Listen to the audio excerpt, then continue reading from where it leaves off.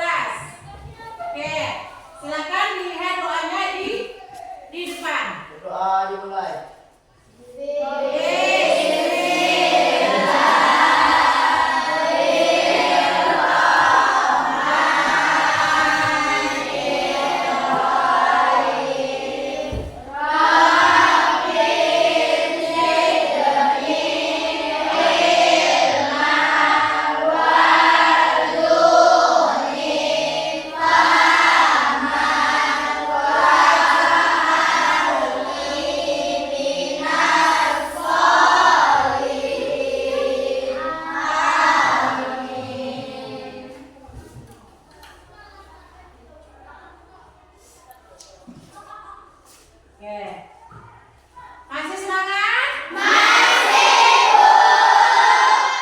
Alhamdulillah. Oke, anak-anak ibu semua, minggu lalu kita telah belajar mengenai sifat Allah. Sekarang kita akan membahas mengenai materi zakat dengan metode PJBL. Oke? PJBL metode yang kita akan bahas pada pagi hari ini. Kemudian di sini nanti akan anak-anak ibu bisa membuat poster atau menghasilkan suatu produk. Paham? Paham, Bu. Oke. Sebelumnya kita akan ada yang namanya tujuan pembelajaran.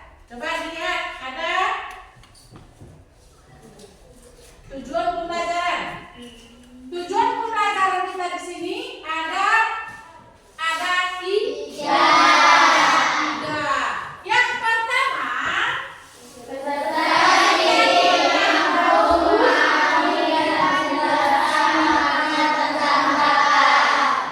kemudian yang kedua, peserta didik mampu memahami perbedaan zakat mal dan zakat fitrah.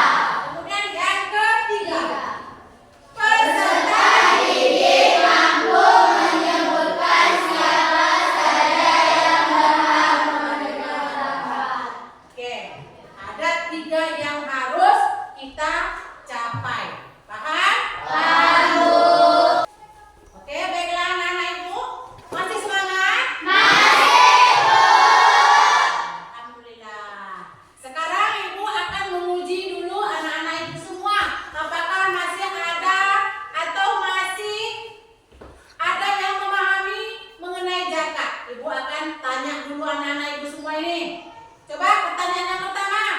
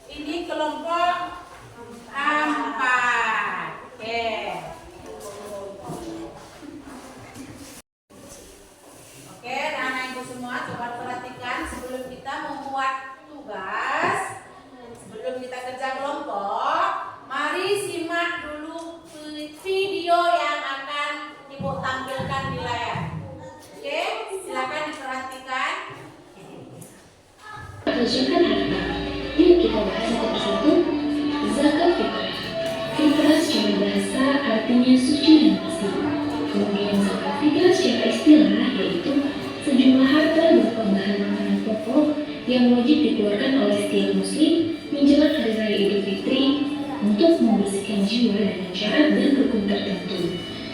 Tujuan dari zakat fitrah ini untuk memenuhi kebutuhan orang-orang miskin pada hari raya Idul Fitri dan untuk menghibur mereka dengan sesuatu yang menjadi makanan pokok penduduk negeri tersebut. Zakat fitrah hukumnya fardu ain atau wajib bagi setiap muslim yang telah memenuhi rukun dan syarat tertentu. Sebagaimana hadis Nabi SAW yang berbunyi, "Faradu Rasulullah sallallahu fitri tuharratal ini minal lagwi wa rafti wa tu'amatal masakin." Yang artinya Rasulullah SAW telah mewajibkan zakat fitrah, yaitu sebagai pembersih bagi orang yang berpuasa dari perkataan dan perbuatan keji dan sebagai bekal makan bagi orang miskin. Hadis riwayat Abu Daud dan Ibnu Majah. Rukun zakat fitrah yang pertama yaitu niat. Yang kedua, pemberi zakat fitrah atau muzaki. Yang ketiga, penerima zakat fitrah atau mustahik. Dan yang keempat, barang atau makanan pokok yang dizakatkan. Selanjutnya yaitu syarat wajib zakat fitrah. Yang pertama yaitu Islam. Jadi orang yang bukan beragama Islam tidak wajib untuk membayar zakat fitrah. Yang kedua, bertemu dengan Ramadan dan ada pada waktu terbenam matahari pada malam Idul Fitri. Ketika ada orang yang lahir atau meninggal pada malam Idul Fitri atau malam takbiran, maka diwajibkan untuk membayarkan zakat fitrah. Yang ketiga, memiliki kelebihan harta atau makanan, baik untuk dirinya sendiri maupun keluarganya. Yang keempat, berupa makanan pokok penduduk setempat. Waktu membayar zakat fitrah terbagi menjadi 5. Yang pertama wajib, yang kedua diperbolehkan atau mubah, yang ketiga dianjurkan, yang keempat makruh, dan yang kelima haram. Dikatakan wajib ketika menjumpai Ramadan walaupun hanya sesaat dan sebagian bulan Syawal. Dikatakan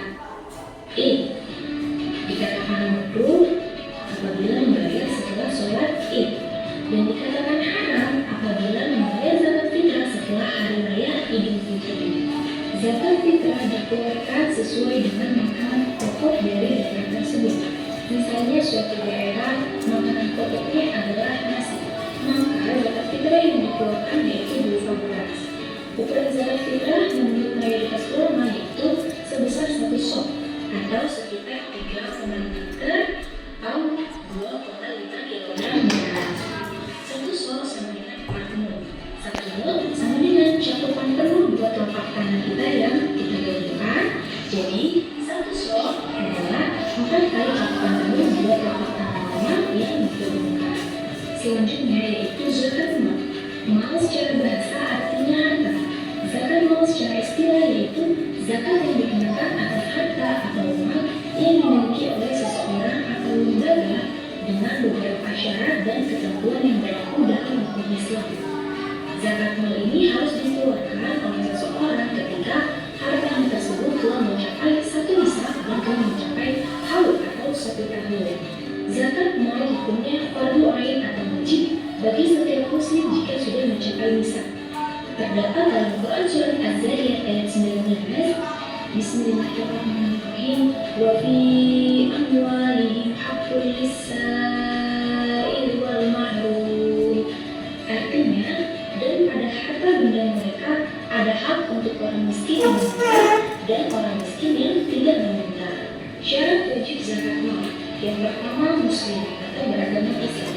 Jadi orang yang bukan beragama Islam tidak wajib untuk membayar zakat mal. Yang kedua, balik atau dewasa. Jadi anak kecil tidak wajib untuk membayar zakat mal. Yang ketiga, berakal sehat. Jadi orang yang tidak wajib membayar zakat mal walaupun harta yang dimilikinya mencapai nisab. Yang kelima, harta merupakan jenis harta yang kecuali untuk zakat hasil pertanian. Terdapat 6 macam harta yang wajib untuk dizakati. Yang pertama, emas dan perak. Yang kedua, harta perdagangan atau perniagaan. Yang ketiga, hasil tanaman yaitu berupa buah-buahan atau biji-bijian. Yang keempat, binatang ternak baik unta, sapi, properti atau verbal dan kambing, yang kelima barang tambang, dan yang keenam barang temuan atau harta terpendam. Yang pertama yaitu emas dan perak. Emas dan perak merupakan logam mulia yang sering dijadikan perhiasan. Emas dan perak juga dijadikan sebagai mata uang yang berlaku dari waktu ke waktu. Jadi Islam memandang emas dan perak sebagai harta potensial atau berkembang. Oleh karena itu, syara mewajibkan zakat atas keduanya, baik berupa uang, lemburan logam, bejana, souvenir ukiran atau yang lainnya. Segala bentuk penyimpanan uang seperti tabungan, deposito, cek, saham atau surat berharga lainnya termasuk dalam kategori emas dan perak, sehingga penentuan nisab dan misalnya zakat disetarakan dengan emas dan perak. Demikian juga pada harta kekayaan lainnya seperti dengan ada zakat 2,5%. Dapat beberapa jenis harta dalam harta perdagangan atau perdagangan. Yang pertama, perdagangan baik ekspor, impor atau penerbitan. Yang kedua, industri baja, tekstil, keramik, granit, dan batik. Yang ketiga, industri pariwisata. Yang keempat, real estate atau perumahan dan penyewahan. Yang kelima, jasa seperti notaris, akuntan, travel, desainer, dan lain-lain. Yang keenam, pertanian, perkebunan, dan perikanan. Yang ketujuh, pendapatan yaitu berupa gaji atau honorarium. Nisab dari harta perdagangan ini yaitu sebesar 94 gram emas dengan kadar zakat yang dikeluarkan yaitu sebesar 2,5%. Yang ketiga yaitu hasil tanaman seperti buah-buahan dan biji-bijian. Terdapat 3 syarat hasil tanaman yang wajib dizakati. Pertama, tanaman merupakan jenis tanaman yang banyak ditanam oleh masyarakat. Kedua, tanaman merupakan jenis makanan pokok. Ketiga, telah mencapai nisab yaitu 5 wasok atau sekitar 750 kg tanpa kulit. Zakat pertanian atau tanaman ini dibayarkan setiap panen, jadi tidak perlu menunggu 1 tahun atau tahun. Adapun zakat dari tanaman dan pertanian ini sebesar 10% apabila sistem pembayarannya mengeluarkan biaya. Namun apabila pengairan dan sumber yang didapatkan yang mengeluarkan biaya, maka pada zakat yang kelima yaitu barang tambang. Barang tambang atau nisab dari barang harta karun sebesar 2,5%. Itu dia penjelasan mengenai macam-macam zakat. Jadi kesimpulannya zakat itu terbagi menjadi 2, zakat fitrah dan zakat mal atau harta. Zakat dikeluarkan tergantung dengan nisab dan kadar zakat masing-masing. Apabila ada yang ingin ditanyakan atau masih kurang paham, silakan teman-teman tanyakan di kolom komentar. Oke, anak-anak itu semuanya, setelah menyimak video tadi, kalian akan membuat sebuah poster ataupun project. Oke, silakan dibuat tugasnya di kelompoknya masing-masing. Silakan. Silakan terus.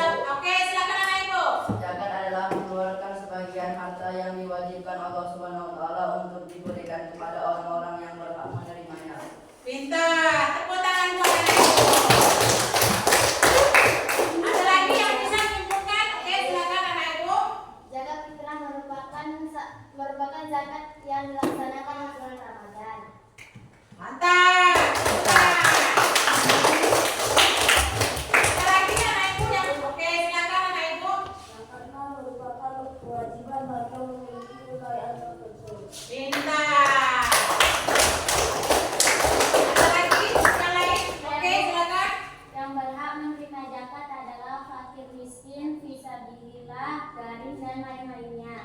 Mantap.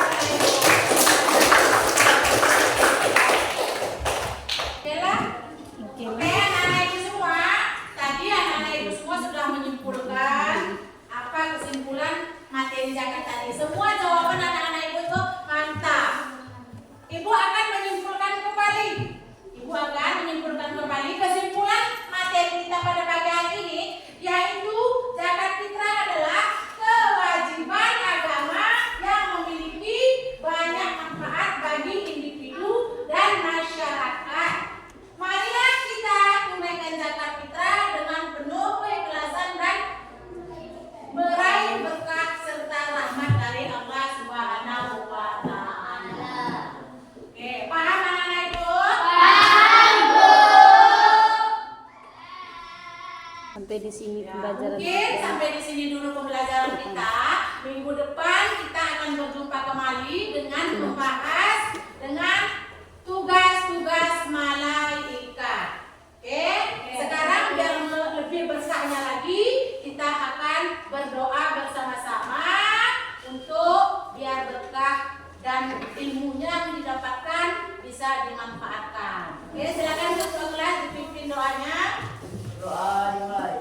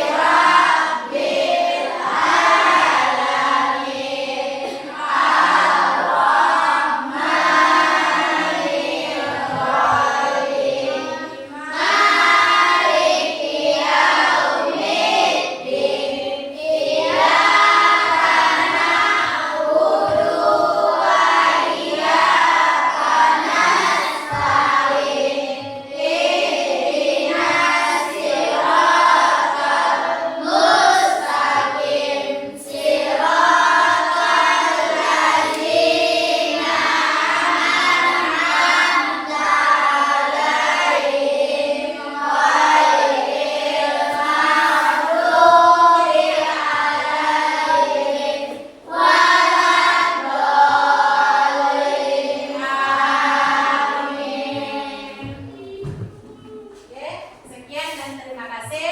Assalamualaikum.